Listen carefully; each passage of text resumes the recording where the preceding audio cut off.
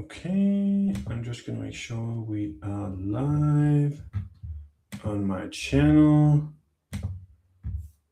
And we are. Good. All right. Welcome to Unethical Hoops, episode 3. Today we're going to be talking about KD's career and the narratives around him. It's going to be a little bit less about actual basketball and more about how the perception of Kevin Durant has changed so much through the years. And then after that, we're going to get into a little more beyond the basketball court, real world topics, but through our lenses and NBA lens. So welcome Amir. Hope you're doing good. With I'm doing fine. How about you? I'm doing pretty good, I'd say. So yes, I think let's just jump into it. So yeah, we're going to talk about Kevin Durant and his career and maybe the narratives. Kevin Durant comes into the league. Um, he gets drafted in 2007, so 2007, 2008 is his first season. He is seen as this up and coming rookie. I think a lot of people saw him coming into the draft even as the best player in that draft, but Greg Oden was just seen as such an overwhelming big man prospect that he would be seen as a better prospect. But we've heard a lot of people, Ron, Penn, Skip Bayless even said this, Morris, saying that KD was their best prospect in the draft. So he comes in as this very much new beginning of the league with the Supersonics.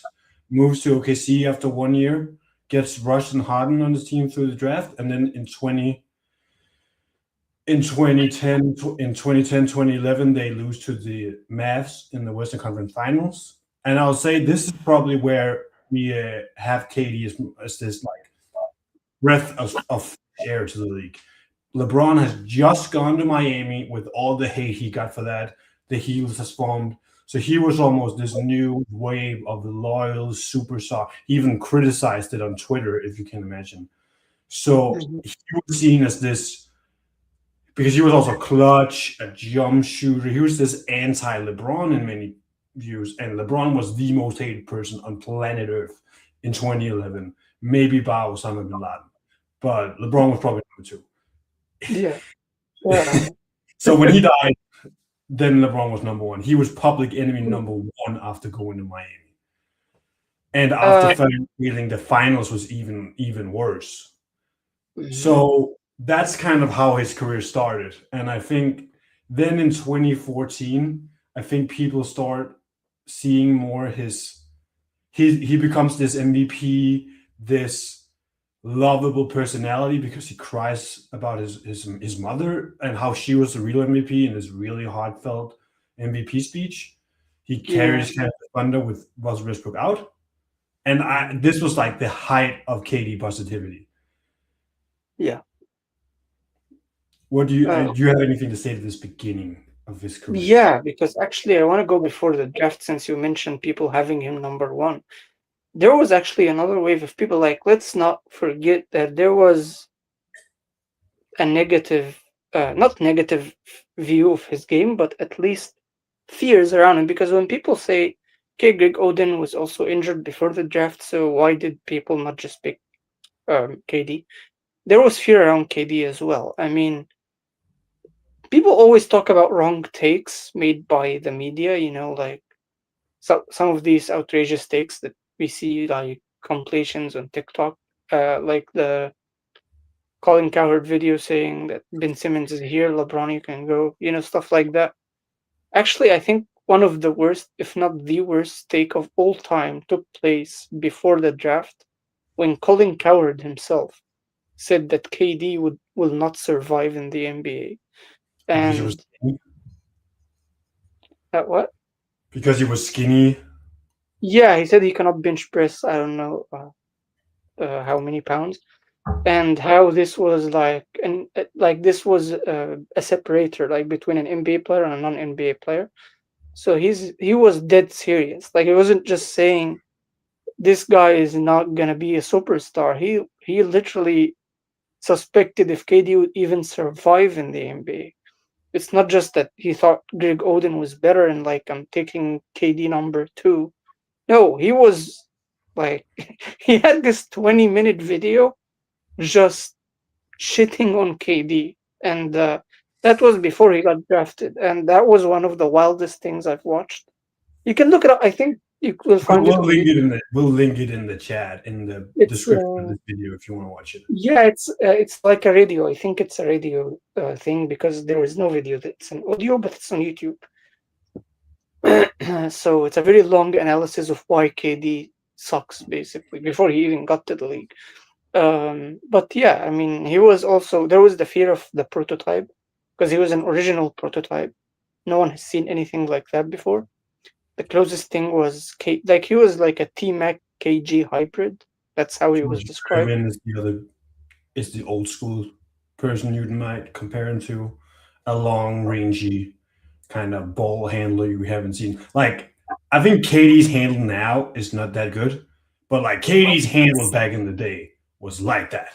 You Yeah, gotta his game was crazy. his off the dribble game was crazy. Like if you haven't watched Thunder KD, go watch like 2011 Kevin Durant cross field up. That was special to watch. But yeah, Yeah, like we said, like he obviously had these pre-draft things that you talked about because he was so skinny, and he was also an anti-archetype because he was a height like a four but played more like a two. So I think that's he actually was that was actually. I think he was drafted as a two. Like the yeah. starting lineup had him as a two, And he was but always 6'9", like he was listed as 6'9", but now he's more like 6'11", 7 foot. So like maybe there was some lying about his height, so he was more of a he said that he prototype. said he Or he lied just about his height really because he was afraid of being framed as a big man because back then you didn't have any 7-footers playing the three. So he wanted to play on the perimeter, so he lied about his height. He said that. He said he lied about his height. And that helped him early in his career because he was not going to play big. Like right now, you can put KD at the four because of the style of his play. But back then, no. Like in the late 2000s, you cannot play KD at the four. He was very skinny. His game was very perimeter oriented. And he was so good from the perimeter. Like putting him at the four would have been a waste. So yeah, that was I think like the KG comparisons, maybe some Dirk comparisons. Maybe that's why he lied about his height to, you know, force teams to he was play. more T-Mac than he was Dirk or KG. Yeah, but Definitely. he had the KG comparison before the draft, I remember. But I mean the main comparison would still be like no comparison basically. He was an original prototype of a perimeter 7-footer. Like that was never a thing. So yeah, that's and he excelled immediately. Only his rookie season was like a a trial, like Like most players. second year, like even he was rookie of the year, if I'm not Yeah, yeah, wrong. yeah. But like I'm talking like his second year was he was already one of the best scorers in the league by his second year. Yeah, and he obviously wins the four scoring titles from 09 to 12, or what's it? Let me get this straight. Um, He wins 10, 11, 12, then Melo wins in 13, and then KD wins again in 14. yeah, Just to it get that was right. the four around Melo's title. And Melo's title itself was weird, but we'll get to that. So Yeah, then we get to year two he was 25 a game. Year three he was second in MVP. So young KD like that. We now get beyond this MVP in 2014. In 2015 he gets hurt with his foot. He breaks a bone in his foot, at least this Frank fracture, if I remember correctly. So he ended up yeah, missing most of the season. And then in 2016 him and Rush come back. They go up 3-1 to the War. They beat the Spurs in the semifinals. Then they go up 3-1 on the Warriors, and they end up losing. They end up blowing this 3-1 lead. And then what happens in 2016, 4th of July? He goes to the Golden State Warriors. And I don't think the narrative have ever flipped around more about a player than it did from 2011 Kevin Durant to 5th of July 2016 Kevin Durant. Like he was seen as this clutch, loyal, like most likable guy in the world to all of a sudden becoming the most hated person in the NBA world. Like everyone called him a snake. Like Ross called him cupcakes. And then all of these things you saw. I think let's talk a little bit about the KD decision because I do think that's important. What do you think about his decision of going to First Dallas? of all, I'd like to highlight something because I think part of the reason KD's career is more cooked than it should be is, and even he himself doesn't recognize that. We've seen the KD files, we'll get to that, but he seems to always talk about how his team isn't talented enough, but his teams were always talented. The issue was the injuries. In 2012, Russell Westbrook played the finals with a hand injury. In 2013, um, Serge Ibaka, I think, was injured. In 2014, Russell Westbrook was injured. In 2015, KD In himself was 20 injured. in 13, it was Russ. He goes out with the knee injury that Patrick Beverly caused. And then in 14, it was Ibaka that goes out. And then 15, Yeah, yeah. it's So I mixed the years up. Yeah, yeah. So, so each year there was an injury. Even in the finals in 2012, there was an injury to Russell Westbrook.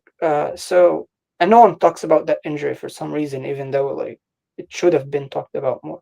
But anyway, like for 4 straight years, his team is hindered by injuries, and then in 2016, he's almost there. Like it was a few positions away from making the finals, and many people think they're the better team. I don't think so, but I mean, they had a very good chance of beating the Cavs.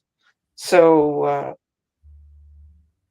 that would have been a fun series to watch, actually. But I mean, I'm just saying, like his injuries didn't help, and of course, the roster construction made it easy to like over over to overlook the injuries because of how the team was built. The three big man rotation of Kendrick Perkins, Nick Collison, and Serge Ibaka, having wings that can't shoot, playing that significant minutes. disgusting three-man rotation. Oh my God. Yeah, and also the wing rotation had a lot of non-shooters like Perry Jones, Tabu Sefolosha, Andre Robertson. Basically, through even the backup point guard, like it went from Eric Maynard to Reggie Jackson, again non-shooters. It was always it seemed like they only had one shooter, and it would be the backup shooting guard. It was James Harden, And and then Kevin Martin, and then Jeremy Lamb, and then Alex Abrinas. Like Anthony all, Walker as well. yeah, the backup shooting guard is the only one who could shoot in that Thunder team throughout these years, and So everyone else was a non-shooter. So yeah, for yeah. sure. I think the one thing of the KD, even like that 2012 team just won, like when they beat the Spurs to go to the finals, it was also so much like athleticism and youth and get out in transition and overwhelming the Spurs and just having like Harden played amazing in that series. Like there was this young up and coming team. Like maybe if they keep James Harden, who knows? But unfortunately they didn't. And this is fun because Sam Presti is obviously maybe the best GM in the league right now. He was maybe the best GM in the league in the early 2010, in the late 2000s, early 2010s when he got KD, Russ, Harden, Serge, but he had like this temporary insanity period where he forgot how to build a team, where there was no spacing, just athletes all around. And then as soon as they trade away Russ and Paul George, they remember again, and now they're this unstoppable, like kind of unstoppable force, at least, and a very great team again. Like they had no spacing around KD, and it was only masked because KD and Russ was that good as offensive players and offensive engines. So Yeah, but just one thing here. I think he was good at building the team through the draft, but he wasn't good at free agency and trading because there were a lot of shooters that he could have gone. Like, what would it hurt to get like a Steve Novak, Matt Bonner, Tero Antich? These guys were they were minimum contract players. Like, I don't know why they never got one of these guys. So I think it was easy to solve that issue, but they never actually tried. But they still were a very good team at drafting because it's not just the big three. Like yeah, even the Steven players Adams. around it. Steven Adams was a great pick. Serge Ibaka was a great pick. So they were a great drafting team. Reggie Jackson, I don't know if he was drafted by them, but even if they traded for him after, that was a very good pick. Like for a player not known at all, Ray Jackson was very good. So even Jeremy Lamb, they got him as well. He was a high pick and he was a very promising player. So like they were very good at acquiring young players. They just weren't good at roster construction. So it was like a weakness that he ended up solving later when he got the Shea team. Now they can build teams better. But before that, So it was what do drafting. They you were good think? at like scouting, but not very good at building the team. So So you were what do talking you think about the move to go to Golden State? What was maybe your reaction at the time, and what did you just think about it in general? This is at the his. time. I think everyone in yeah. I don't think everyone. So you were like one of these Oh guys, these my people that said it was like weak. Like, was that what? god. I didn't think it was weak, but I was pissed off as a fan of the NBA, not as a fan of KD particularly. It wasn't about being weak. To me, it didn't have anything to do with him losing to them because that was the weak part. But to me, it was more about we had like four teams at the time, very exciting teams: the Cavs, the Warriors, the Thunder, and the Spurs. That move killed that, uh, killed that Yeah, because they were so competition. much better than the other three teams. Now it doesn't matter. Like it's just one team is going to win, and like actually, as a Lakers fan, at the time I posted in my Lakers threads and like forums and stuff. I don't want the Lakers to rebuild now. I want them to. I mean, I don't want them to sign stars now. Let's just take these few years off until these guys decide to split. That was my take. That was my reaction. People were talking about, oh, who's a free agent in 2017? Who's a free agent in 2018? I was like, no, this is not the time to try and match the Warriors. Let them cook. And when they're done cooking, we can then try to compete, you know? So I was against the AD trade. Um, but I mean, when it was an idea, I mean, but when it happened and then KD left, I was like, okay, now we're good. But So I yeah, I I I agree. Like at the time, I think a lot of people saw it as this weak move and hated on Katie and made it like a personal vendetta against Katie, because even me, I can admit this did ruin kind of the competitiveness of at least the 2017 season. The 18 season, maybe not, but the 17 season, it ruined it a bit because, yeah, the Warriors were going to win. Like, everyone knew that. Not everyone knew that. 80% knew that, and the 20% else was LeBron fans or KD, like, haters. Like, the biggest haters. yeah, we wanted a 80% 2011. Back knew then, it. we were rooting for a 2011 reboot of KD just choking in the finals and Yeah. coasting. Yeah, but I mean, I didn't hate him for that move. I'm just saying, I just hated the lack of competition the move Yeah. created. But I it was a very agree. smart move. It was a very smart move by him and the team because of the timing with Curry's contract. It was the last year of Curry's And he was super cheap small because of contract. the ankle injuries. So it was perfect. Mhm. And I agree with you 100%. Like, I can admit that it kind of ruined the competitiveness. But you know what, Katie? You shouldn't care about what I think. And you shouldn't care about my Exactly. enjoyment of the game. You should do what's best Exactly. for you. And if that's going to Golden State and being on the best team and being in a good situation with great spacing and Steph Curry and Klay Thompson, go ahead and do it. I'm a professional athlete myself. I played on a super team that got me my one ring. I can't say anything to anyone about going to stack teams. Um, it's like if that's what you if that what you think was best for you at the time, go right ahead and do it. Maybe he wanted to live in San Francisco. I don't know. Like he has every right to do it, and I will not hold it against him as a basketball player or anything. I can admit it took a little bit of fun out of the 2017 season, obviously, because it was a little bit like not as competitive. But we get to the finals, and this is what's maybe glossed over a bit, and we'll get back to this when we do his career as a player later. He balled out in the 2017 finals. This is obviously one of the best finals we have seen ever. It's against LeBron James. Like at his position, he does some job. He does defend LeBron at times, and he gets defended by LeBron at times. And he was awesome. So I think a lot of the critiques around it being a free wing and all of these should have maybe died when he was maybe not the best player on the court because the other guy was LeBron James, but the second best guy on the court to LeBron James. So he was amazing.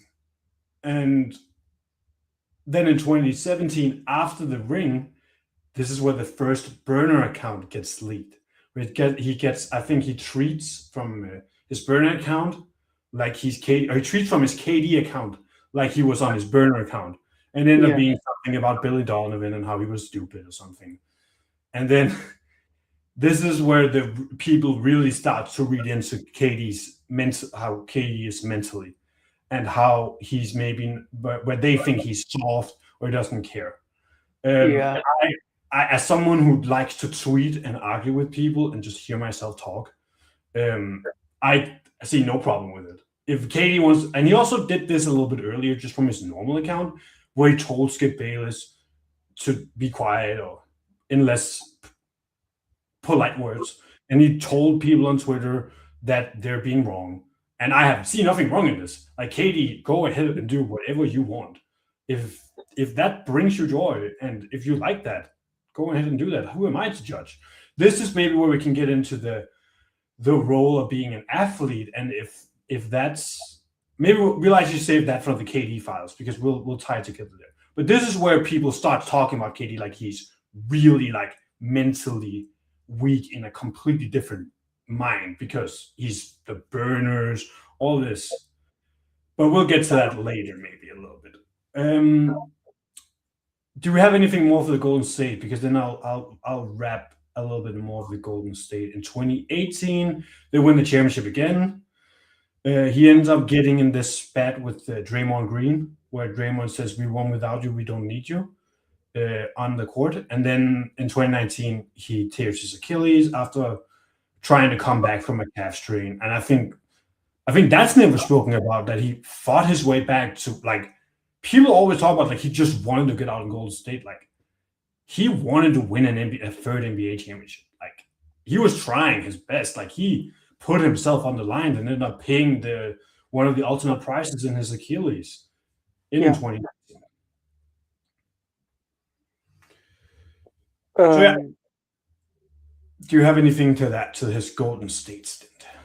Yeah, I want to say that people, like you mentioned about how it ruined the 2017 season, but not 2018. I actually disagree. I think 2018 was also a decided season. Yes, the Rockets took them to 7, but I believe that, yes, the game 7 had like the anomaly of all of these missed 3-pointers. But when you look at the games the Rockets won, they were anomalies as well.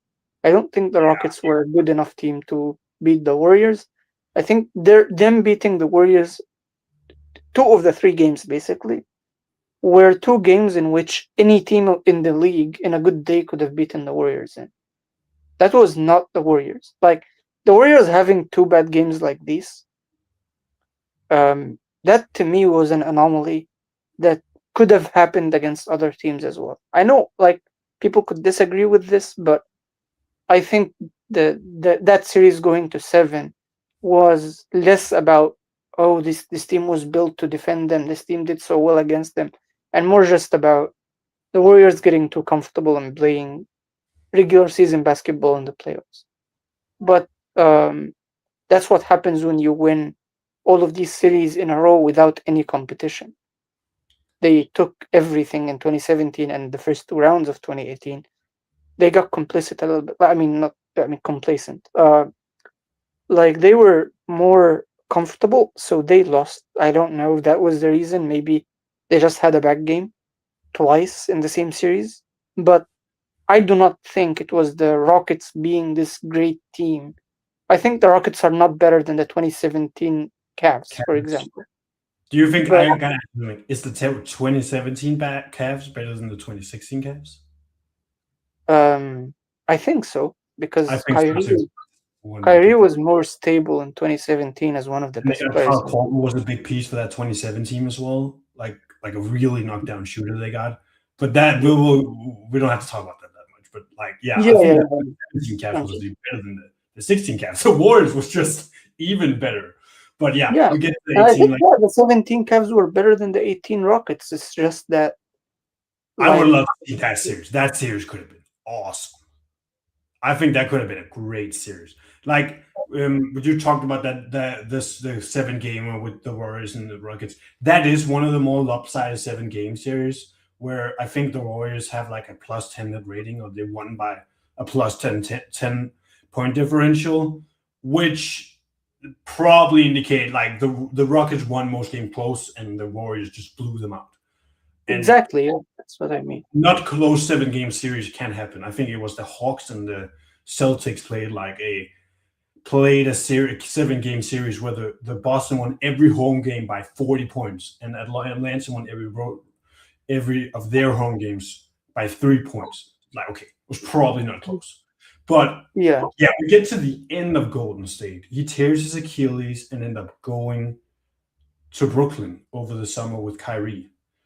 Um, yeah, they go to Brooklyn together, and then that season none of them plays. COVID, the bubble happens, and we get to the Yeah. next season after the bubble. This is where a lot of the this is where maybe he also has some self-inflicted wounds, because they wanted to force, was it Kenny Atkinson was the coach of the Nets before Steve Nash. They wanted to force him to play DeAndre Jordan, but they had Jared Allen, who was just better than DeAndre in 2021, and that did hurt the narrative about KD a bit. They end up making the Harden trade in the middle of this, in kind of the first month or two of the season. Trade for Harden, trade away Jared Allen. Then actually didn't trade Jared to the Rockets. They traded him to the Cavs as a side deal, and then they traded up some of the other good role players. They have this awesome offensive big three that never really gets to play together. We get to the 2021 playoffs, and they blow through the Celtics in the first round. In round two, first Harden, like 50 seconds in, Harden strains his hamstring. And then in game three, I want to say, Kyrie lands on Giannis' ankle, and it's KD by himself. And this is two of the best games in NBA history, in game five and game seven, where he is an inch from beating the Bucks by himself. There's very few people that win a series by himself. If they had beaten the Bucks in that series, in that game seven, that would have been one of them. KD was going absolutely ham, and we can stay on this a little bit.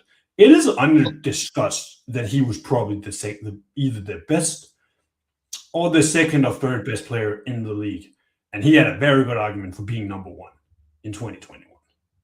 Yeah, for sure. I mean, he came back from the Achilles injury and he was on fire. I remember one of my worst takes of all time was when they signed him. I mean, when the Nets signed him, I said this is as bad as the Paul Pierce and Kevin Garnett trade. You don't sign a player with a torn Achilles to that kind of contract, especially when he's missing the first year. But he proved me wrong immediately. Like, it didn't even take any time. He just came back on fire, like he never left. Of course, like when you watch him play and not just look at the numbers, there is a difference between KD before and KD after. KD before was more of, like you said, a T Mac until that point. But after the Achilles, he became more of a Dirk, the way he plays. But he still excelled at that role to the point where he's producing the same. So it doesn't matter. Like, yes, he's less unguardable, but he's as good as before in terms of just production.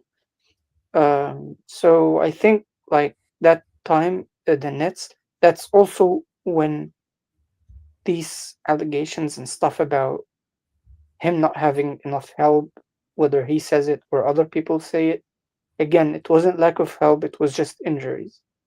They got injured. That team would have won the championship, in my opinion, Yeah. easily. If But I want to say a little bit quickly about Game Five, also because he plays a little bit more like like a LeBron maybe in this Game Five, where he has 10 assists, 17 rebounds, 49 points on 82% true shooting. that is insane. 82% in this Game Five, they beat Milwaukee by 114 to 108. He has 82% true shooting on 49, 17, and 10. That's That true. was he was disgusting. I think he is one of the three best players in the world at this point. Of Um, course, yeah. and I will say he didn't have enough help in this because Harden and Kyrie Because go of injuries, yeah. Because of because of the injuries. injuries. If they don't get injured, they're probably winning the championship. In fact, they were the favorites to next year. Let's get to 2022 because this is when shit goes hits the fan really. Yeah, in 2022, New York introduces a vaccine mandate for any sport event. So this means that any Brooklyn Nets home game to be there, you must be vaccinated.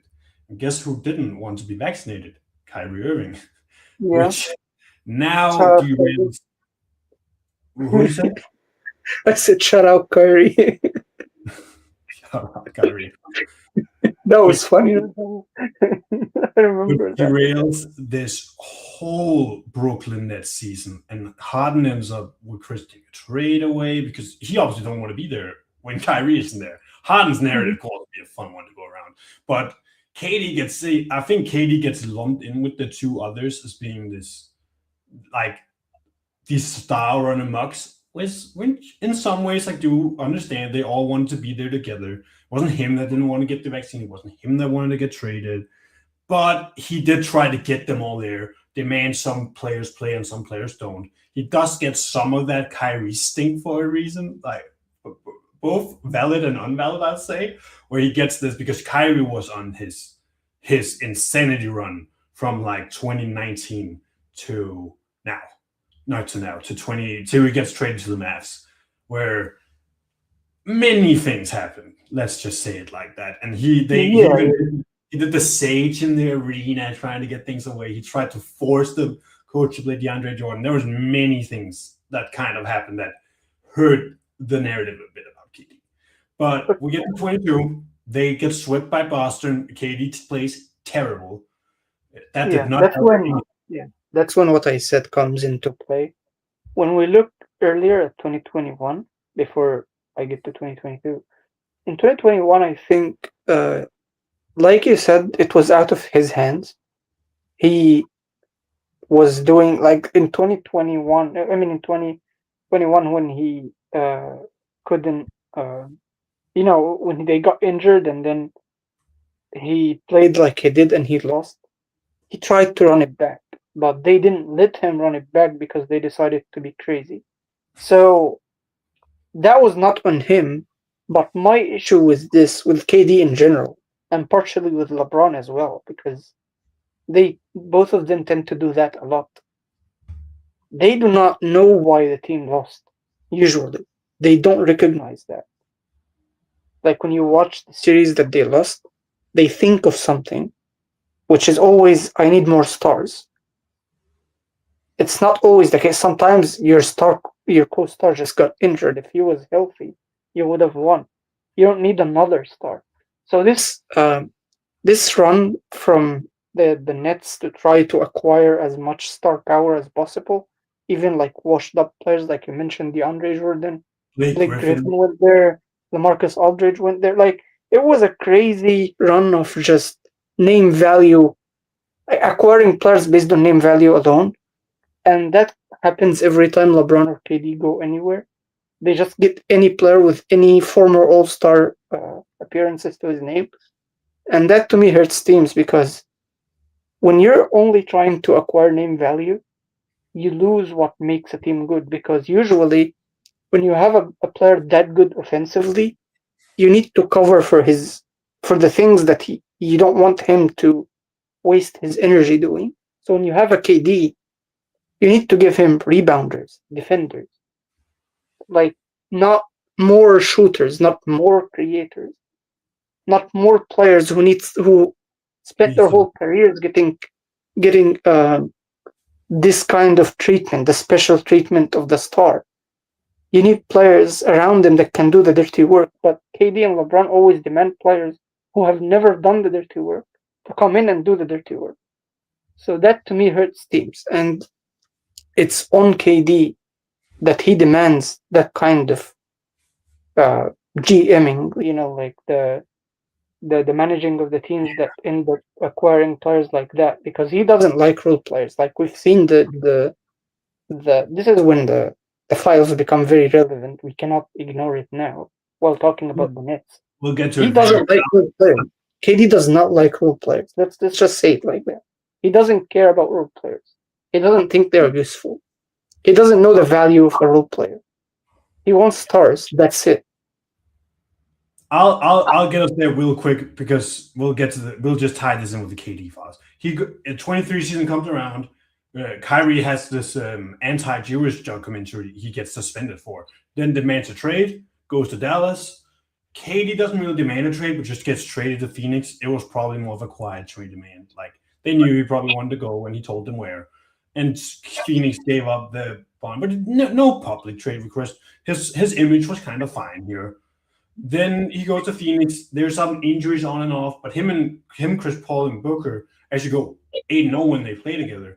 They end up facing Nikola Jokic in the conference semifinals. A lot of people picked them to beat Denver. That's unspoken about.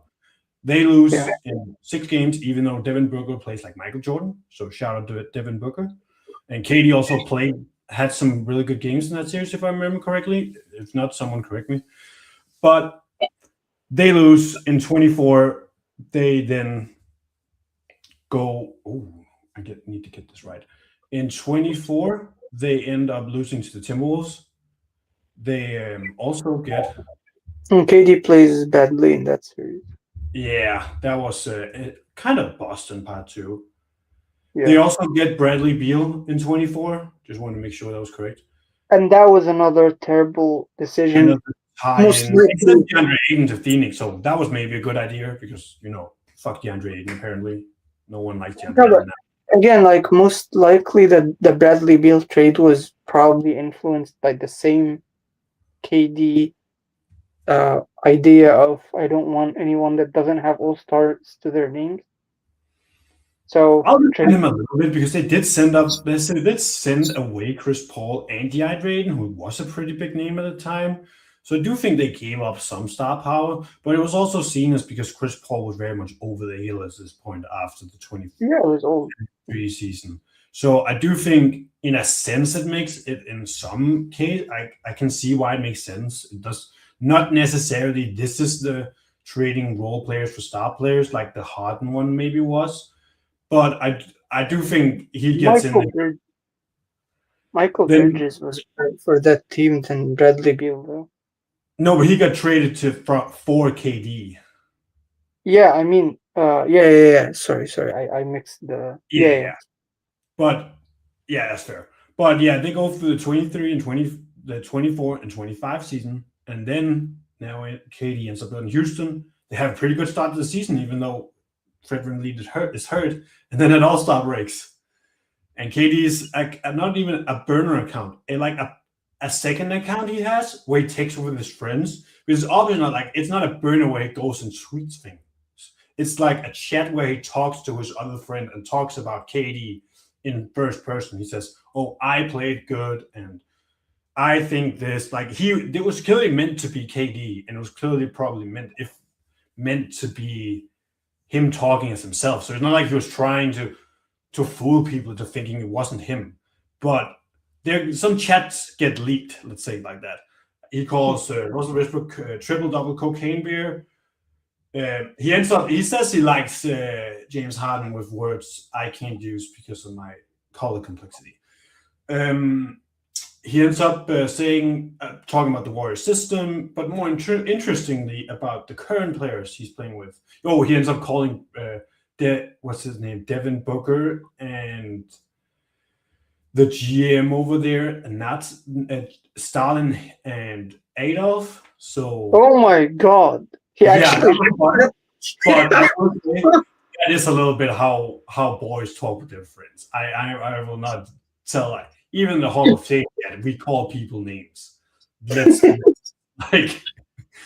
But then we get to the current teammates. He talks about Alvin Sengun, calls him, let's just say, overrated. Let's say he calls Jabari Smith. This maybe goes into your role players thing. He calls him a less flattering word for stupid. Yeah. And I I do think, in a sense, I understand him. If I said I've never talked bad about anyone on my team, I would be lying. Yeah, And that's true. I mean, as a banter thing, yeah, I don't actually care. I think his own teammates probably don't care that much because they probably do the same thing. they've called him Uh, an ego tripper or something. Of course they have. Like, yeah, I don't think like like it's not that bad, but this maybe gets into our basketball players meant to be role models or something. And yeah, no, they aren't. They're NBA yeah, players, that's really good at basketball. that's Uh, it. even Charles Barkley said, "I'm not a role model. They're just really good basketball players. I don't know why you guys want these guys to be role models.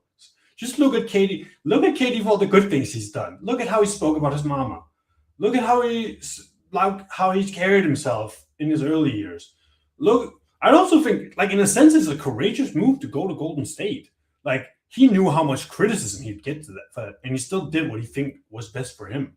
There's some sort of either it's unaware, like he just doesn't care about what people say about him in that sense, or he just wants to do what's best for him. I do think that's courageous in the part. There's lot of good things from Katie's career. Take that away from it, but also no. Boys talk about people like that. Like almost every boy does that. We do that in the Hall of Fame group chat. I'll tell you that much. Like someone is getting called something if they're in the NBA. I will say that much. Do Do you have anything more to KD and being a role player before we wrap this up and get into the really interesting things about this? Yeah, I mean, like I said, the fact that he talked about his teammates, it happens, like I said, but I agree players are not role models, celebrities are not role models.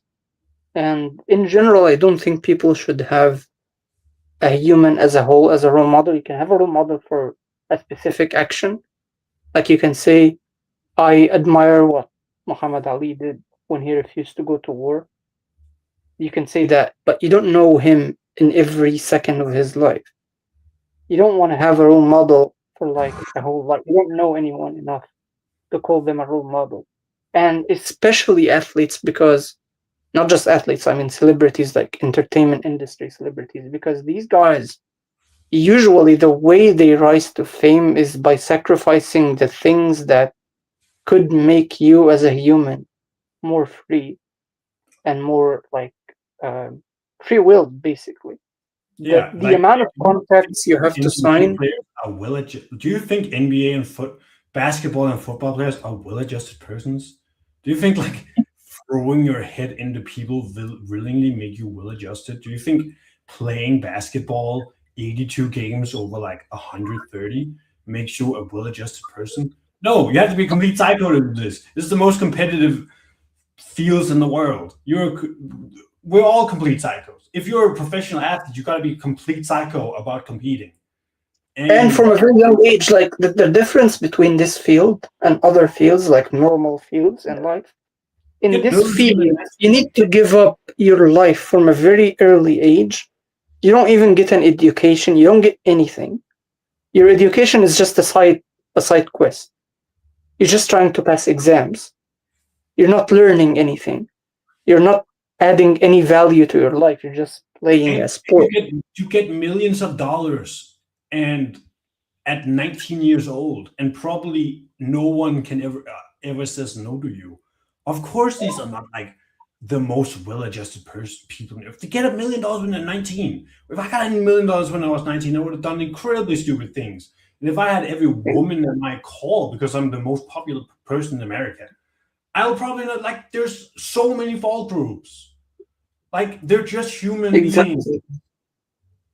But okay, I think we've ranted on this. Let's get to what I've actually been wanting to talk about a little bit, and this is more the we'll you send us a video by this guy named Rusty Buckets where he talks about how these athletes aren't good people, like we talk about, like they aren't role models. They can be good people, but they're not like these role models. We talk about KD, but what I wanted to hear about is this Steph Curry. I think his a firm he is either investing in or his like he invests in a military firm that gets somehow used by the Israeli military is how I Yeah, read it. him and KD. Yeah, him and KD. Yeah. But I will say in their defense, I think a lot of people with pensions don't know what their money gets invested to. Yeah, yeah, yeah, most This likely. is But like KD, here's Steph. the part of the video because What'd you say? do you hear me? Yeah, I hear you. Yeah, okay. So the video, first of all, let me just say this. The video of Rusty Buckets is 54 minutes long, and the part where he talks about the players is like the first 6 or 7 minutes. So yes, it is clickbait, but at the same time, it's a very well informed video. Go ahead and watch it. We'll Anyone who link watches in the it, description. you can find the link and put it in the description. It's a very well informed video. Actually, it's better than I thought. I was impressed by it.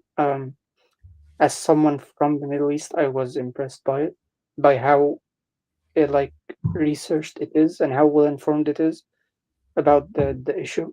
So the part where he talks about the three, he actually gives them the benefit of the doubt, especially LeBron and Steph, because he says LeBron said what he said as a PR response. It's in line with what he would say about any country you get asked about.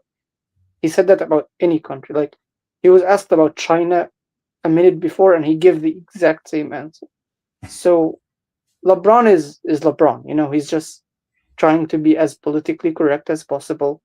He's giving his trained AI responses like he's been doing for over 20 years. So he's the easiest to give the benefit of the doubt in this, as someone who, whether he knows or not, that's what he would respond with. Now, the only thing that he mentioned about LeBron that is difficult to give the benefit of the doubt in is the last sentence in that comment, which is, "I've heard nothing but good things." That's the one that like got I that big reaction I will because say in his defense, he's probably more talking about just the country NSA, not the country as a political organ, more the country as a sightseeing tourist attraction. There's obviously a lot of historic cities in Israel. You can go to Jerusalem is probably the best example.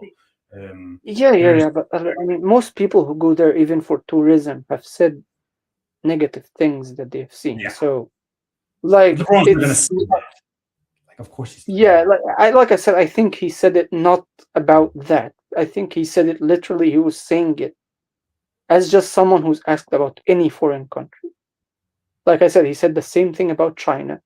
He would say the same thing if you ask him about Sri Lanka. Like you ask him about Iran, Nicaragua. Iran right Yeah, now, any Venezuela, country. You can ask him about any country and he'd give that Finland. same response word for word. So that's who LeBron is. And the issue that Rusty Buckets had with him is the um, the Malcolm X stuff because at least try to be like if you're going to be politically correct, at least choose what stances you use for your performative activism. Don't use Malcolm X's book, which he explicitly talks about this particular issue, and then uh, do that. So that's the issue Rusty Buckets had with him is his performative activism. He could at least choose things like, okay, let's talk about the environment. That's the easiest thing to talk about when you're doing performative activism as a celebrity. But if you're going to use Malcolm X's book, that's a big deal. So yeah. As for Steph, he said that Steph has not made any statements that give an impression that he knows about anything.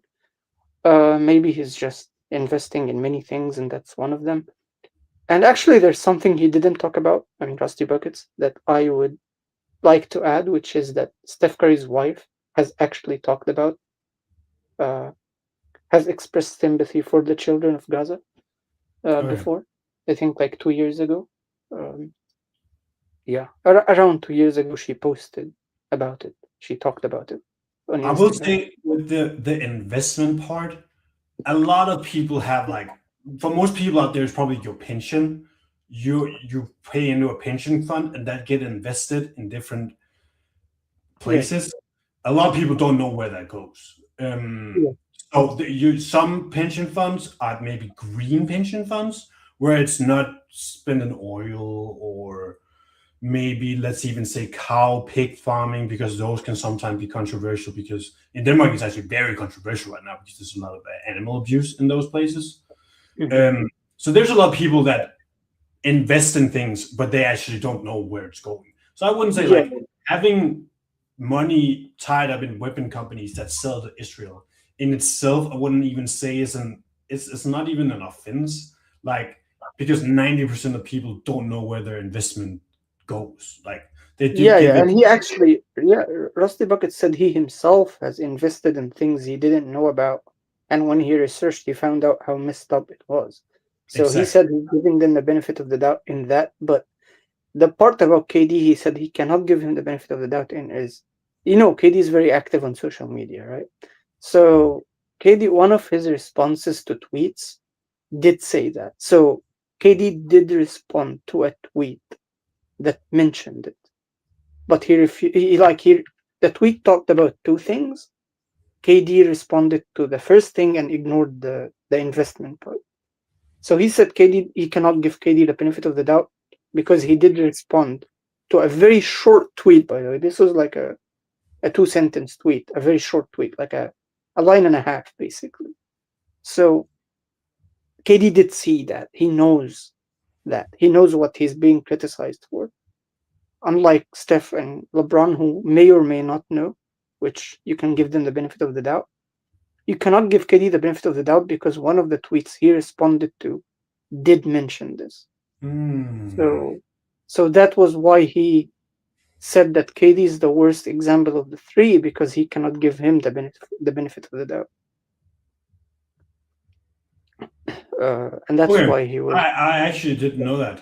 Um, I'm Yeah. I do think I think it's a fair thing to criticize some people. Like I do think okay, I need to frame this right because I'm the I actually instead of me talking, I actually want to ask you something because I'm obviously the white Western guy, and you live in Egypt, right across the border, actually from the Israel Gaza conflict. So when you hear these Westerners either like claim innocence or maybe they take a lot of people from the West take maybe I don't want to say take Israel's side anymore, but there's some pro-Israelism in there, and they in that they talk about maybe let's say obviously what happened on October 7th. Some of them talk about how Hamas is obviously not a good leader of Gaza and it's not a good thing there, so they do want it away. But they may also say that Israel is going way too far about it. When you hear things like that from maybe the West, as a also a practicing Muslim in Egypt, what do you think? In the beginning, it was usually like just ill information, misinformation, and uninformation, combination of both. So people were ill informed about this, and it was easy to like start the conversation with a disingenuous premise, like putting Israel in the position of response, reaction.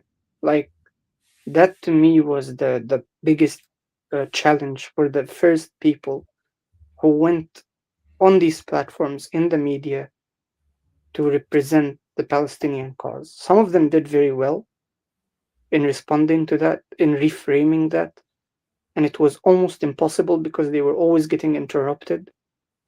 They had to answer the question that was built on the premise of this war being a reaction and not a continuation. But that's the reality. It is a continuation. It's not a reaction. October the 7th was a reaction. And that is the part which was missing in the beginning. But now I think more people are aware of that, and uh, people are not going to follow mainstream media anymore. I think in regards to these issues, I'm talking about the people on the ground because that's what matters. I'm not, like I said, I'm not going to wait for an athlete to be uh, an activist. That's usually even when they do activism, It's usually like either performative or ill-informed or very diplomatic, but um, usually the people who talk about these things from the grounds perspective, that's what matters to me. And like I said, I've seen the shift in the last 2 years. The big issue I had in the framing, which still exists until now, and since I have that platform, I will talk about this, making the center of the issue the far right wing government of Israel. That to me is the biggest issue, because even the biggest pro Palestine activists in the Western media and Western politics always put Netanyahu at the center of this. He's not at the center of this. This is much bigger than he is. He can die today and everything will still be the same tomorrow, the day after tomorrow, 10 years after tomorrow. And why? It's because it has been the same since 1948. It is not a state that has a regime problem. Iran is a state that has a regime problem. We can talk about that. They Yes, have we'll a get very, yes they for have a sure. terrible regime, but if that regime is lifted, they can be a good country again. Israel is not a country that can be a good country. It cannot exist without being a fascist state. It was built on a fascist principle that if they change that fascist principle, they do not exist anymore. That fascist principle is basically in the numbers of the people themselves.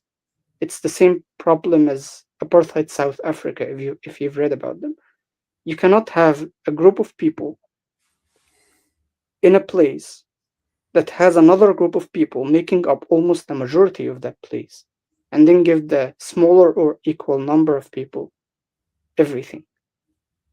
But by that I mean that they always talk about this being, they call it the Jewish state, but there are 15 million people living there, and half of them aren't Jewish, the Muslims and Christians of Palestine.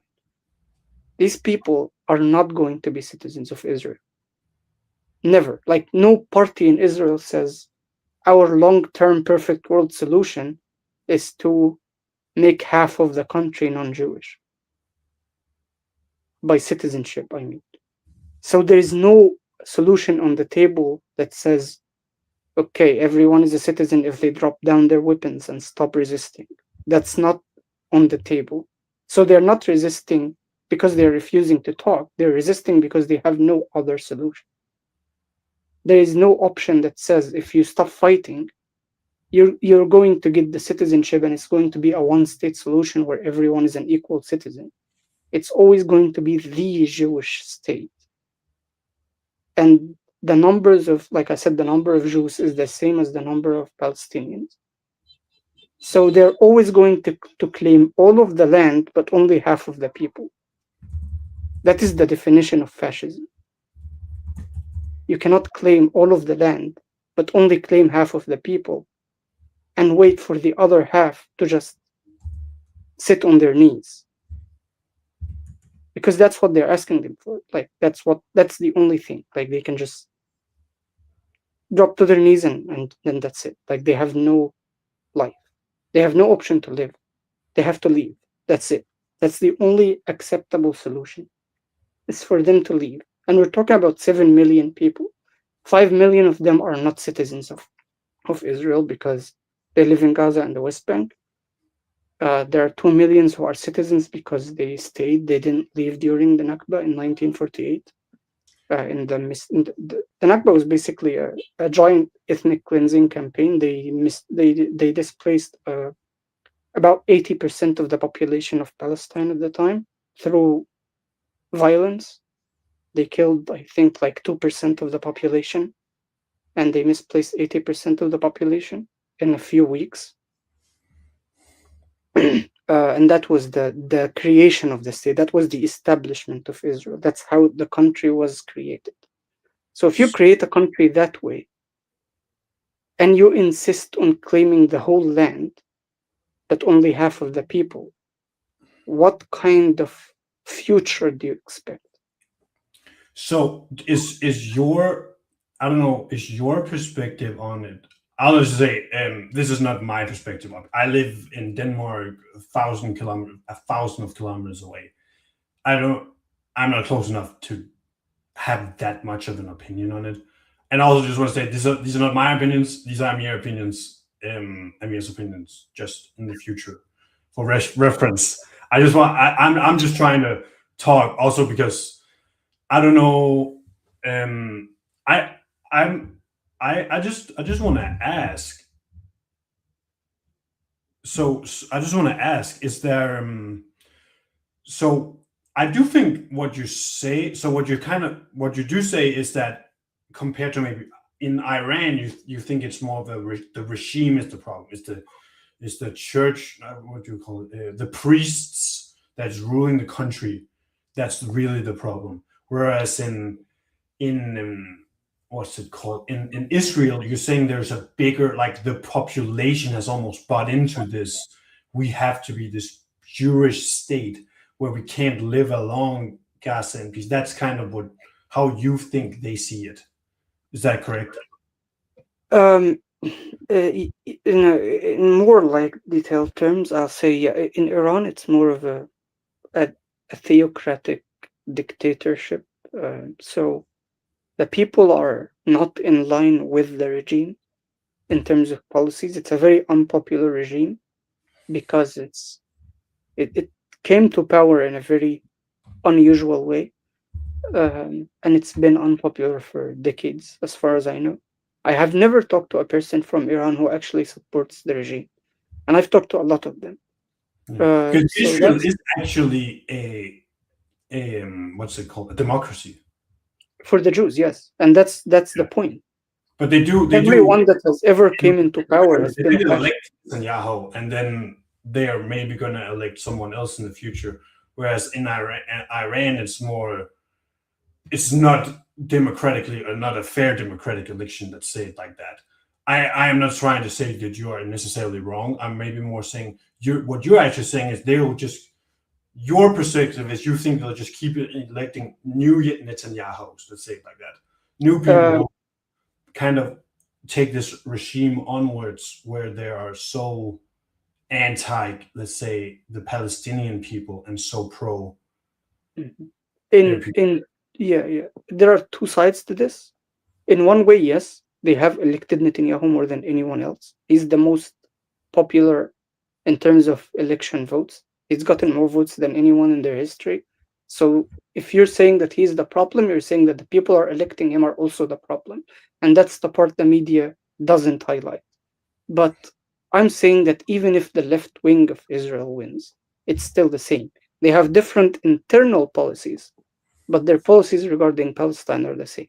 They were in power before, the left wing, and nothing changed. They still expanded in the West Bank. They still killed tens of thousands of people. They still did the same apartheid occupation stuff. It was never the difference is always just the framing of these actions, but not the actions themselves. Because the left leans more towards making the West friendly with them in terms of trying to gain the people, but the right is more like more I don't know, like they're more proud publicly of their actions. They say it with pride, you know, that they have documentaries about the displacement campaigns and stuff. So it's more unhinged, basically. When someone from the right is in power, they say these things without filtering themselves. But the left usually filters themselves a bit when they're talking to international audience. But still, again, if you ask anyone from the left, and that is the point I was alluding to earlier, if you ask anyone from the left wing of Israel, what is the perfect world solution for the 5 million people living in Gaza and the West Bank, the answer will probably be the same as anyone from the right. They cannot be citizens of Israel and they cannot have their own state. The two-state solution is off the table. The one-state solution is off the table, meaning that the only thing Israel would accept is a continuation of the status quo, which is the fascist principle on which the state was created. Okay, so let me try to maybe give the Western point of view. Because I do some of those things. We do hear some of here, that there is a lot of people in Israel as well that back their government's doing and have said some very outrageous things about what's happening in Gaza. I think there's quotes you can find where, and it's in even like Western media, like our national, the Denmark national media has published. This is not some Eastern leanings. Like this is actually like Western media has published some of this. Of like I think it was an IDF soldier that says some stuff. It was a year ago or something. But I will also say like I will first of all point out it's never all Israelis and it's never all Jews. Of And I don't course, yeah. think you're saying that either because I think that is there. Let me say it like this: I'm much in Denmark politics. I'm probably a middle leaning guy, and when I hear people on the left, I get concerned because I hear them talk about like there's people in the very north of Germany, right across the border, that said Jews weren't welcome because of what's happened in Israel. That's obviously insane. But there's also the right leaning people that are like any person who looks brown shouldn't be Danish, or any person who like it's so obvious. Like they're not saying that, but it's obviously what they mean. Someone heard the name Arab, like it was a little girl named Arab, and he said she shouldn't be allowed to be a Danish citizen. And I'm like, yeah, you're both idiots. I think we can all agree on that. Yeah, So yeah. so it's never all of either point. Like there's this Jewish girl I follow. Like I don't know if I follow her, but she pops on up on my TikTok from time again. She's very much like pro LGBT rights, all this, and then people start hounding her in the comments about Gaza and Israel, and just like I'm pro Palestine. Of course I am. Like all of her values suggest she would be this, but because she's Jewish, people just assume she wouldn't be.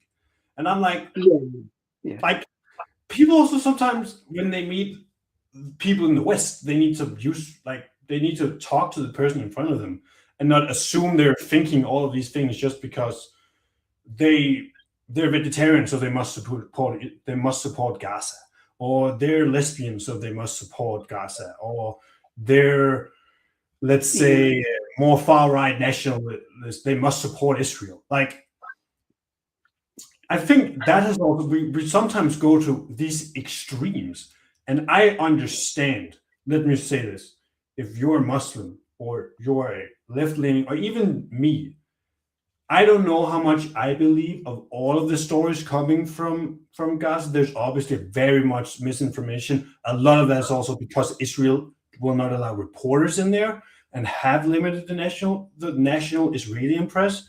That should be talked about more because that's also a big issue. And how like just the misinformation is so wide, it's very hard for me to discern. And yes, if there's been targeted drone strikes towards children's schools, that's terrible. And yes, if Hamas has hidden in children's schools, that's also terrible. Like, I think one of the Western point of view, it's so hard to get the correct information because we're so far away, mhm. and Israel has limited how much reports have been in there, and obviously Hamas is not the most reliable source in the world either. So I think that's maybe more a lot of, and I could also understand why Steph and LeBron, if we're going to tie a little bit back to this, maybe would find it hard to comment on this because like it's so easy to comment and then a week from now an Israeli school was bombed by Hamas or a suicide bomber walked into it and now I'm the bad guy because now the whole conversation has flipped to their side. And Yeah. over the next week, a school gets bombed in Gaza, and now everyone is on that side. I think you also agree. I assume that yes, what Israel is doing, I would probably also say is wrong. But there's also bad people in Gaza, but you would probably say that's more Hamas than it's Palestinian itself, right? Okay, that's a lot to unpack. First of all, there are bad people in every country. There is no country that is entirely good, whether it's in Hamas or outside of Hamas. I'm not talking about um, political parties, generally speaking. Just 1 second. Hmm? Okay, I'm back. So I was saying that every country has nationalists, and ultra nationalists are usually touching or borderline fascism. So there is that in every country. And there are people who aren't that are bad just for personal interest, like just for personal reasons. So I'm not going to assume anybody is good or bad because of where they are from. There are bad people in every country, and there are good people in every country. There is no like general ethnicity issue. The reason I'm talking about the existence of Israel is not about the Jewish people. I'm talking mainly about the political spectrum. I'm saying it's not a right wing issue, it's a political spectrum issue.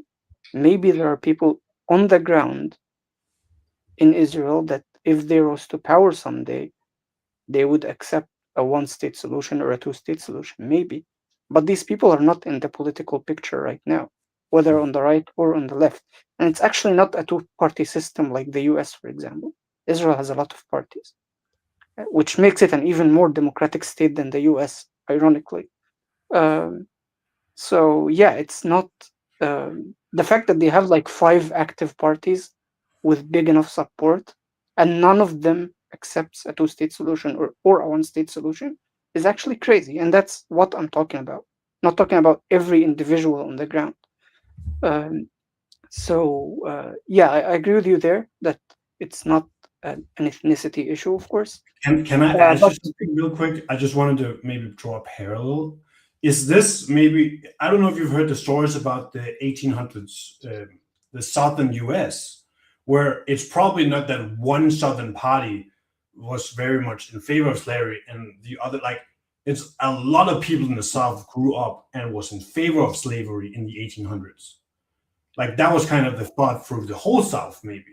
I will not, like, obviously not everyone, but there was probably the majority of the South was pro-slavery in the 1800s. But that yeah, changed. Is that maybe what you're saying? Like it's not even like it's not just the leader; it's actually everyone. Is that how you're seeing it I'm from not where you're? saying everyone. I'm saying Everyone, but like everyone majority, like on like the obviously in the political 1800s, spectrum. like children grew up calling black people the N-word because that's how they grew Yeah, up with. There's a little bit of yeah. brainwashing in this like dehumanizing of black people in the 1800s, where it's like the whole South takes on this political identity. Is that how you would see Israel? Like I'm very curious if that's your perspective. Um, I'm not. I don't know how the politics of the South was at the time. I know that it was a very racist area in general. Yeah, Uh, and yeah, that is a parallel to have. But I will say that I don't know if everyone on the ground is racist, but I know that a lot of regardless of which party you are or which party you're voting for, it's going to lead to the same result because regarding Palestinians, they have the same policies. So that's what I'm talking about. I'm talking about the political spectrum, which is like right wing, far right, left wing, far left, center. Maybe there is a little bit on the far left that have different policies, but they're extreme in general. Like we're talking, I think, about a communist party or something, and it's very unpopular. So maybe it's unpopular for being communist, not for being pro-Palestine. I don't know. I mean, not pro-Palestine, but pro-two-state solution at least. Um, so that's the only party I've seen that is not for the status quo. The status quo is the apartheid occupation regime. It's a fascist status quo. So if everyone on the political spectrum there, I'm talking about the leaders of the parties and the representatives, if they are like that and people are voting for them, I don't know if people are voting for them because everyone is racist. I'm not saying everyone's racist, but I'm saying these are the parties. These are the people with chairs, representatives, votes, policy making, all of these things. So it's a very fascist country from the ground up, unlike Iran, which is a fascist country from the top, but not on the bottom. I will say, because we're using the word fascism here. Wow. I just want to clarify what that usually means. That usually refers to like a single dictator where it's built up around this one person. We have Adolf through the 40s in Germany. We had Mussolini in Italy. A lot of people compare. I'm not comparing Trump to these two, but a lot of people will say the U.S., like not the U.S. as a whole, but the Republican Party, borders on some sort of fascism because it's bound up on Trump. So that is, I probably wouldn't say. I think calling Israel fascism would suggest they're so connected to Netanyahu, which I No, probably no, don't. no, no. That's not what That's I'm what saying. fascism is traditionally used No, no, as. no. This is dictatorship. Fascism is about a group of people having more rights than another group of people. It's basically political racism or Yeah, but political it's also very characterized by a dictatorial leadership centralized about like one autocrat. I I don't I don't think it would be fair. Maybe we can call it something else, or you can. I don't know, but I'll just say that's not what. No, It's I'm not probably saying not that. like Netanyahu is not Adolf or Mussolini. He's. I think you're more saying he's like, I'm gonna say General Lee because he was a Southern general. He's more like an elected figure that can be replaced by another elected figure, which has the same goals, than this Yeah, one yeah, central yeah. force that is leading this whole movement, like you saw in the 30s and 40s in Germany, or you saw with Italy. Like maybe you could say you're seeing with Republicans and Trump. Maybe a Saddam, you could say there's some where it's more this one person it's all connected to. That isn't what Israel is saying. Just so we Yeah, usually, maybe maybe that's find what another the term connotational meaning is, but to clarify it. But yes, I do think before any of us get ourselves spoken into too much trouble, I do think that is something we need to clarify. And I very much appreciate any perspective you come from, because like that's so hello? different from my perspective coming from the West and Denmark, and you come like it's why from that would be like if it was in Germany for me. Like we have Ukraine is a war near us, like, and that's much further away than Gaza is from Egypt.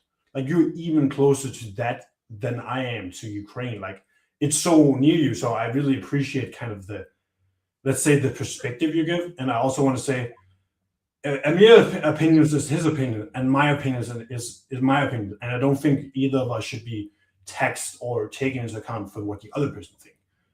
Yeah. And I just want to say that because I don't want you to be like someone to come in and say, "Oh, you were pro-Jewish because I said something," or which I wouldn't call myself pro-Israel or whatever. In that sense, I'm probably more in the middle. That's what I am, and I wouldn't want people to come after me. So I just want to clarify that if someone is so much. You're no yours right now. I don't know. Maybe in the future I have made my clarification so I can't get witch hunted for this. I do want to ask you before we get too much trouble around this. What is your thoughts about this? Iran just got invaded by the U.S. Not invaded, but targeted by by U.S. Missile strikes. Yeah. I got disconnected, I think, while talking earlier. I don't know if Oh, I don't know where exactly I don't I think we st- missed. It doesn't seem like there was one important point where it kind of mm, got off. but you were But asking about fascism and I didn't respond, and then you went to oh, something else while I was disconnected. okay, So yeah, that was more of my clarification because what fascism like net traditionally means is like it's bound up on one leading figure, which I don't think you can say about Israel anymore. At least we'll see about. They actually have an election later this year in October, so maybe that would be an interesting one to follow.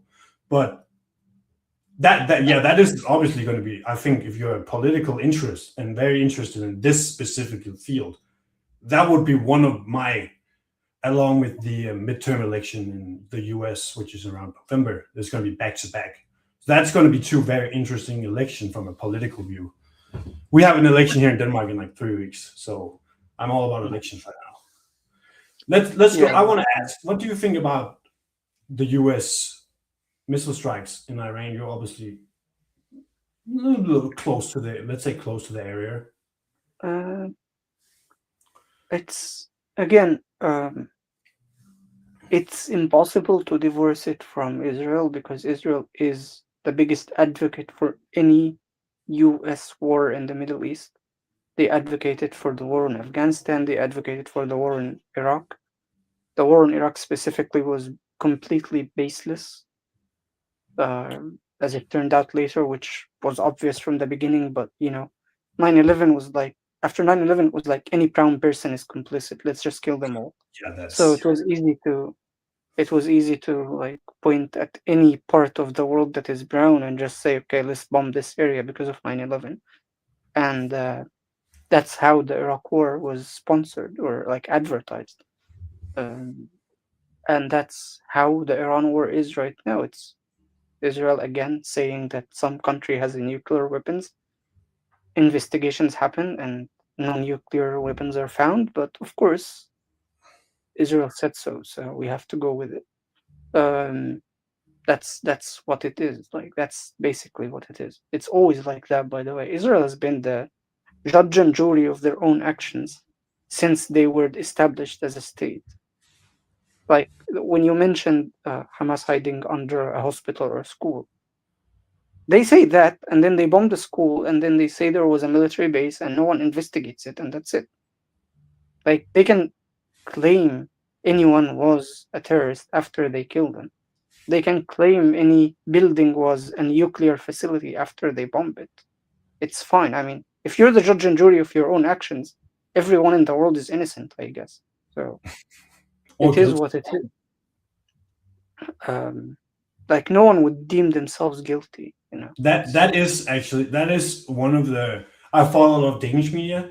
One of the things I say they complain about or notice about it is that there have been a very much there have not been that Israel has kind of closed off a lot of world publications from coming in there and the free press, which I do think that is a big issue of this from the Western point of view because it's so hard to get correct information. Because how are Yeah, you but going to know usually the one side blocking the information is usually the one side that is lying. Like that's pretty obvious. Why would you want to block information if you're telling the truth? Yeah, but they also block all the other information. So it's like you don't know what to believe because, like, as a Westerner, you don't know what to believe because you hear about the bad stuff from both sides, but it's through not, I will say maybe not traditional media you follow. Like it's not our national. It's called DR or if TV2 is a big one and other newspapers. It's through like Al Jazeera. You get it from like it becomes very hard to verify what you are hearing as someone from Denmark because it's not where you Yeah, traditionally hear it. Like, and there's so yeah, and much that's fake that's the news point. and AI coming around right now. Like, you get bombarded with fake stuff 24/7. So That's that's the a point. very big Like, issue. I would say so. The yeah, closing that's the point. If you have a party, if you have two conflicting parties, and one of them is claiming a lot of things, but they're blocking any third party from proving or disproving these claims, it's not really gray anymore, is it? Like, that's like you actually, can yeah, easily that's say I not a bad don't know point. the truth. You can easily say I don't know the truth, but you know that one party is lying. That's confirmed. As for the other party, that's the gray area. Like anything that comes out from the journalists inside the Palestinians, you can say, okay, that's gray. We don't know what to believe. But from the other side, the side that's actually blocking the information, you can say that for sure the fact that they are blocking journalists from coming in is a clear indicator that they are lying. Why would I why would I want no one to confirm if I'm telling the truth. Like, if you're telling the truth, you would want more people vouching for you, for your truth, because it's the truth. If you don't want anyone vouching for you, then it's not the truth. Yeah, I think I mean I see that. So is that's the view? I don't want to say. Of course, it's not the view of all Egypt, but you as a practicing Muslim in Egypt, that's kind of your view of the Iran thing. Is that it's at least. Of course, yeah. They even announced it. Like it's not just the U.S. It is U.S. and Israel with joint attacks. Is how I've seen it reported. Let's say it like that. And then Iran fired at U.S. military bases in a lot of surrounding countries, except for Egypt. So we're glad for that. Yeah, We because Egypt doesn't have a U.S. military base. we do That's appreciate that they did not fire at Amir's town. yeah. They have all of these military bases in Gulf countries, but not in Egypt, thankfully. So What is? that's I want to ask. What is the regime in Egypt? Who? How is that run? Is it a military it's regime or no, not really. It's a more of it's a military dictatorship. okay? Yeah, it rose to power through a coup d'état, uh, most likely sponsored by the U.S. as well, which is probably why they don't bomb us.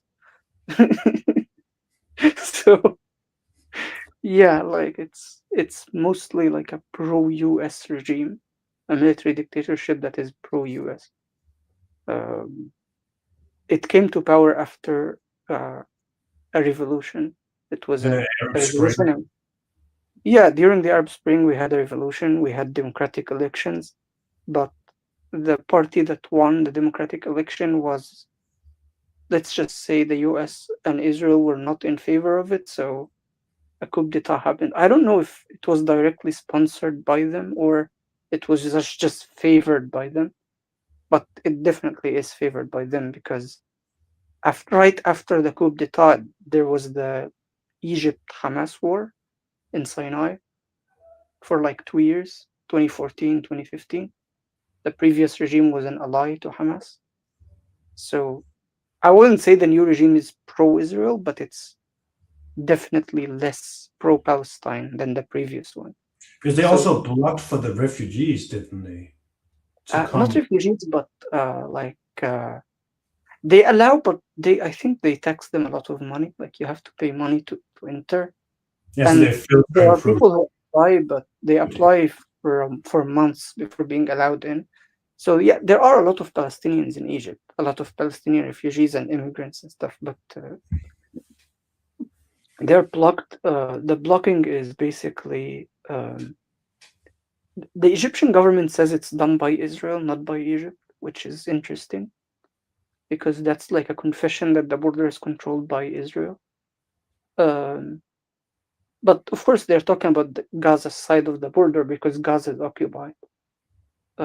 So it's not. They're saying it's not that we are blocking it; it's that they are blocking it from the other side. It's not Palestinians standing at the border and Egypt closing it. It's It's Israeli soldiers standing at the other side of the so they can't get. border block. Yeah, and we already know that Rafah is occupied by Israel. It's the southernmost point of Gaza. So that is, But again, that's also, let's say, there's interest from the Egyptian government to tell people that it's not them blocking people, or we would let people come in here if there is some interest going on the other way. Like, of course, yeah. it, They cannot say we don't want any refugees, but they do allow people like who are badly injured to come in and get treated, um, and like students with scholarships to like Europe, stuff like that, but not refugees for the sake of being refugees, because mainly the position of Palestine in general is not to leave the country. Palestinians do not want to leave, generally speaking. But some of them want to leave temporarily and come back, but they are not going to be allowed back if they leave because they don't have the right to return. there are there are actually twice as many Palestinians outside of Palestine as there are inside of Palestine because of this. There are, I think, 10 million Palestinians in the world right now. A lot of them in the Middle East, some of them are in South America, some are in North America, US and Canada, some are in Europe. So it's all over the world, and it's, like I said, twice as many as there are in Palestine. There are, I think, uh, 7 million in Palestine and like 10, 11, 12 million around the world. A lot of them are in Egypt and Saudi Arabia, um, because they are the countries that took the most from the Middle East. But during the war, yes, it's been a limited number because of like the rejection of the mass immigration policy that is advocated by Israel. Israel is advocating for, they call it mass immigration, but it's displacement basically. It's another displacement campaign to remove the Gaza population from Gaza and repopulate it with uh, their own people. So that's why that is rejected by both the Palestinian government and the Egyptian government.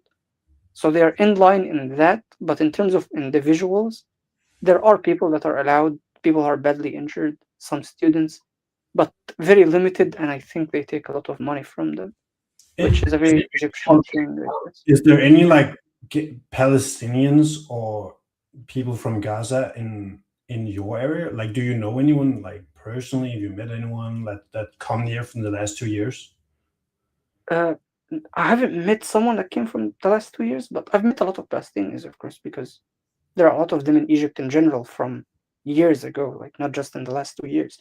I've only met someone who came in the last 2 years, one person or two, I think two, yeah. But not directly. I talked to them. Like I know them, but I didn't meet them face to face. I talked to them. Uh, Two people. One of them was a student, and the other was also a student, but he's still studying in the University of Gaza, but online. He's living in Egypt. Uh, so he did manage to flee, I guess. I don't know if he paid money or if he was injured when he came. Because usually I avoid asking these questions to anyone who left in the last 2 years, because it's usually a traumatic experience. Hmm. So I don't want to ask, how did you leave? It's a very, I'd say, like apathetic question. I'm just glad you're safe. That's it. If I meet someone, I'm glad you're safe. That's all I can say. I don't want to get into details when I meet them. Do you have anything more to? We actually didn't talk that much about Iran. We don't have to for my sake. But like, do you have anything more about Iran or Israel or the connection to the NBA or anything? Uh, the connection to the NBA thing, I don't want to make it about the NBA. The NBA is just another league, I guess. I mean, there was, if you want to be technical about it, there is a connection, like an indirect connection. In the past, I think Dwight Howard posted on Twitter, Free Palestine, and then David Stern called him right away and said, remove that.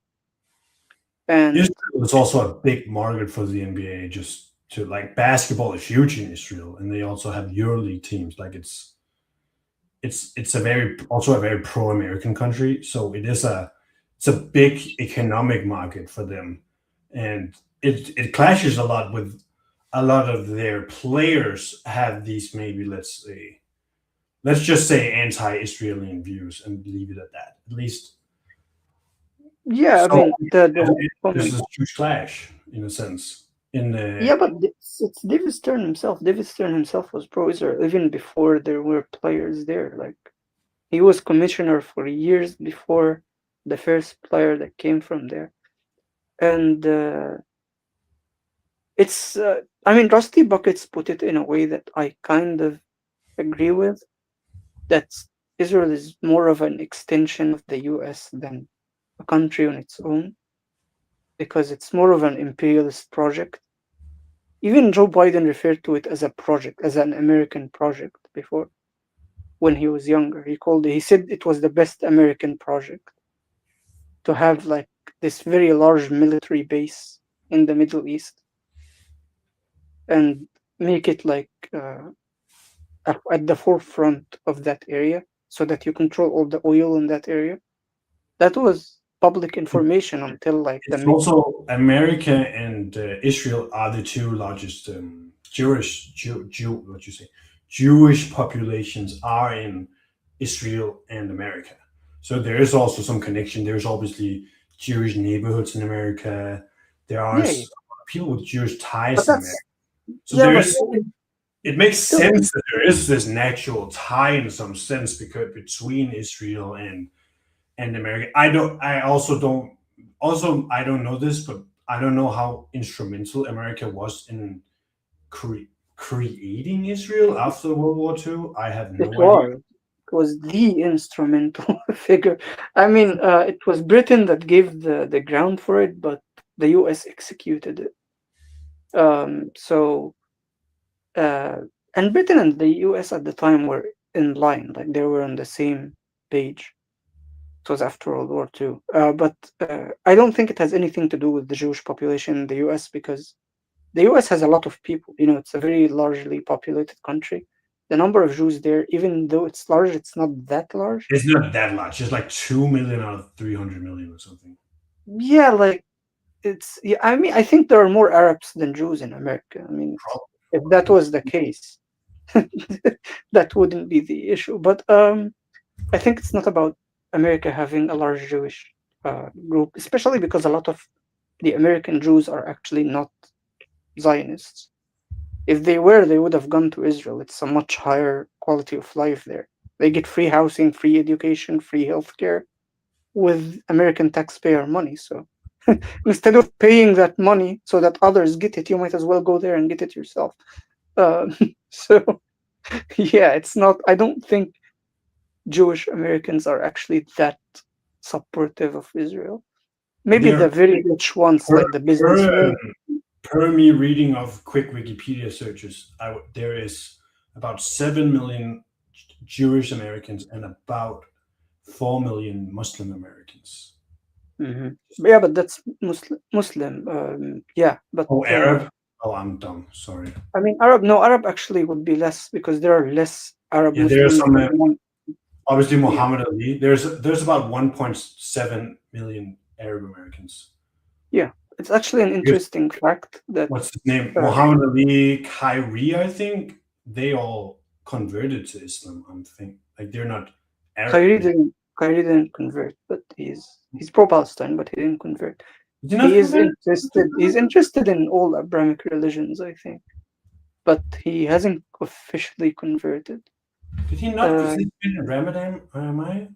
yeah, Oh he yeah. said he fasts. He said he fasts, but Oh, he he hasn't fully converted. I think he practices a lot of spiritual faiths, like from different backgrounds, that would not because he surprise talked about Buddhism as well. Um, so yeah, I think he's just a spiritual person. Uh, so he tries different things from different faiths as part of his meditation and stuff.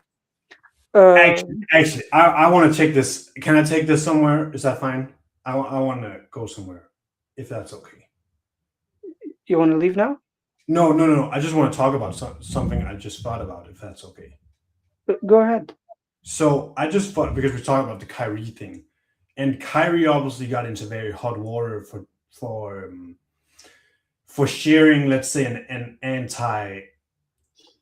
anti-Jewish documentary in 2022, 2023 season. It was in 22 in the winter, in like the late 2022. He got in trouble because he shared let's just say a anti-Jewish documentary. And I think one of the big problems is that there was some misinformation in this, and it also made the big cardinal sin of quoting Adolf in a positive sense.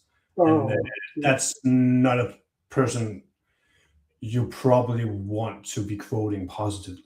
So if we maybe want to talk, I just wanted to talk maybe about the other side of maybe what we've spoken about is that there are a lot of, let's say, anti-Jewish media. Not a lot. yeah. There are like this documentary. There are people that like yeah, said hate on Jewish people and assume they're pro-Israel, even though they're clearly not. Like they've never said they are. There Yeah.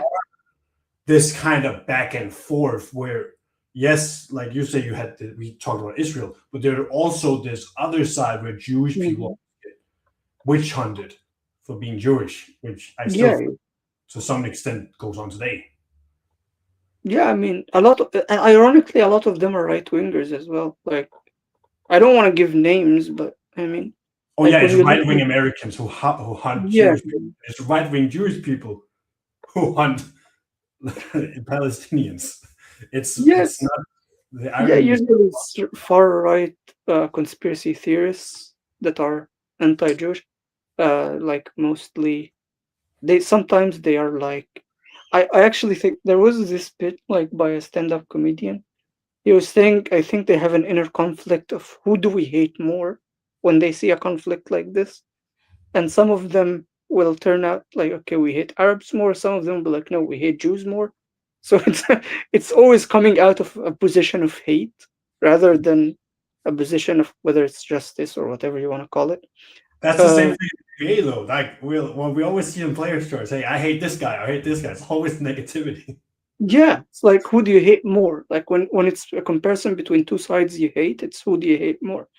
And that position you're talking about, like Holocaust deniers and stuff, it's usually from the right wing, not from uh, like the usual Western pro-Palestine people. I mean, there are of course people who use the Palestinian cause in the last year or two to uh, to uh, to hide their anti-Jewish sentiments. Like I said, I mean, I again, I didn't want to name names, but the first name that comes to mind is probably Candace Owens. She's been a conspiracy theorist her whole life, basically, and she is she's very pro-Palestine, but at the same time, when I listen to her, she's very anti-Jewish. I think her pro-Palestine position comes from being anti-Jewish, not from being pro-Palestine or like anti-Israel. So maybe I don't know. I don't know her personally. I'm not taking a shot at her, but uh, she's an example of someone who is probably driven more by hate than anything else. So that's yeah, like you said. And by the way, Kyrie has not supported that documentary. He just shared it, and he later said that he doesn't agree with everything on it. He just thought it was interesting. And ironically, the documentary was on Amazon, which is, I mean, if you have a problem, you can have that problem with Amazon, not with I mean, it Kyrie. was But on like Amazon. This it was not on Amazon Prime, right? It was on like Amazon.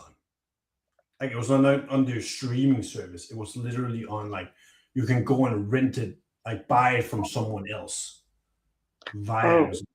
oh, I That's how thought I remember it. Maybe I'm wrong. If I am wrong, tell me I'm wrong. I don't remember honestly, maybe. But But yeah, yeah, like you said, it's not.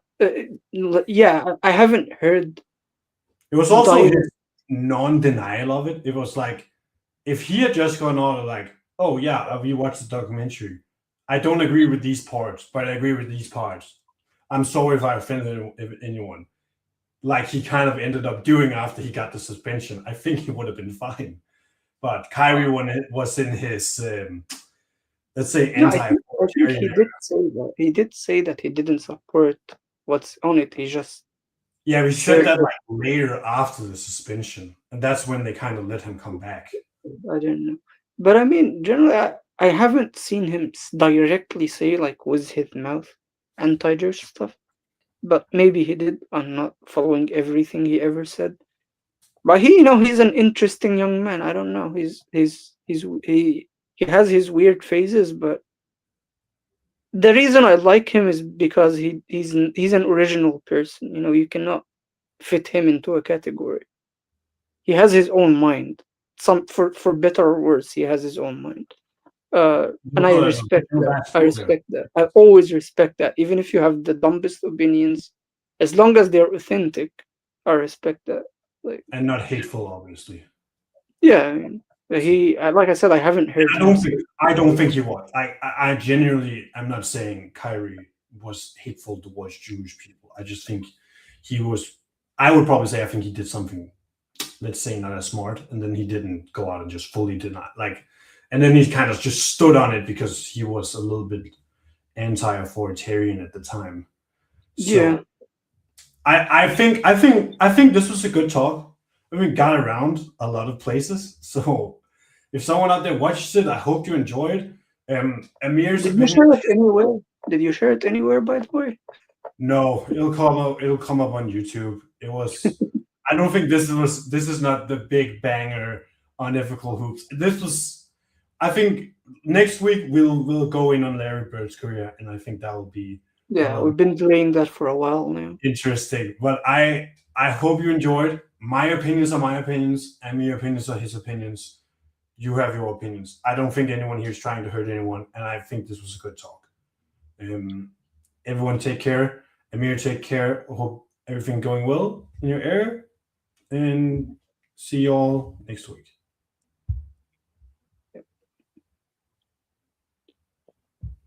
Okay.